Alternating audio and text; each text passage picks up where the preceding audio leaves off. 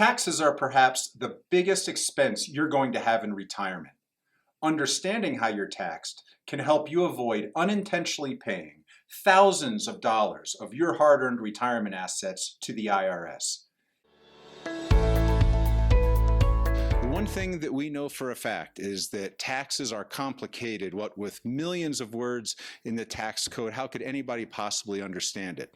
Well, the good news is you don't have to understand every aspect of taxes, but having a good knowledge of marginal tax brackets and how they function can help you pay less in taxes as you manage your different sources of income. So what is a marginal tax bracket? A marginal tax bracket is really the spot that the last dollar of income fell into. So if you took in $59,999 of income, that last dollar that got you to $60,000, how much did that dollar get taxed? That's the topic and the way we're going to break this down today. Example number one is going to be straightforward, where we assume there is a married filing jointly couple who have earned a total of $60,000 of taxable income. The first thing we need to take into account is that there is the standard deduction. So at $24,800, which could vary by age, but in this case a $24,800 standard deduction is equivalent to the 0% tax bracket because you don't have to pay income tax on that standard deduction. However, the next $19,750 fall into the 10% tax bracket. So the tax burden for that piece of your income is $1,975, 10% of the $1,970.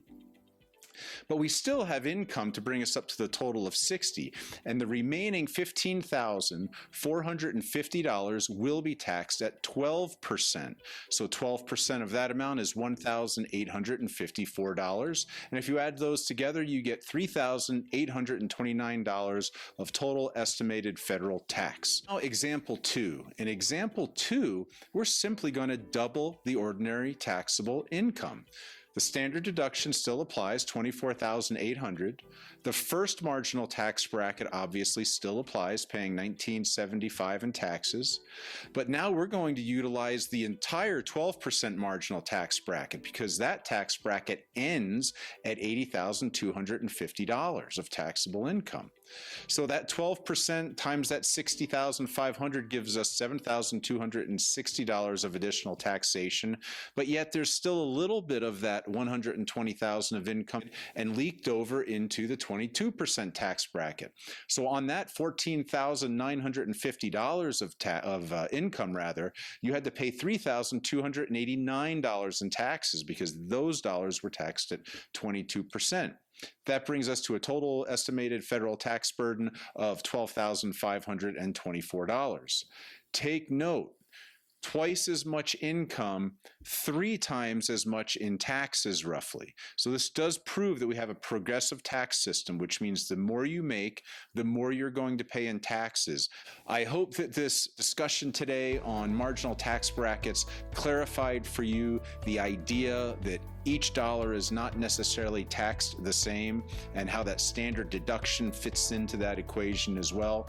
But the key takeaway is that by having a good knowledge of marginal tax brackets and how other sources of income are taxed, like Roth and Social Security and IRA money, you can be strategic about where you draw your money from each year and manage those tax brackets, potentially keeping you from jumping into the next higher tax bracket.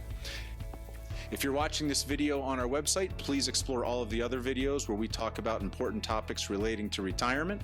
And if you're watching this on YouTube, please do subscribe to our channel, like this video so that we can continue to bring you fantastic content to help you make the most informed decisions for retirement. Thanks a lot.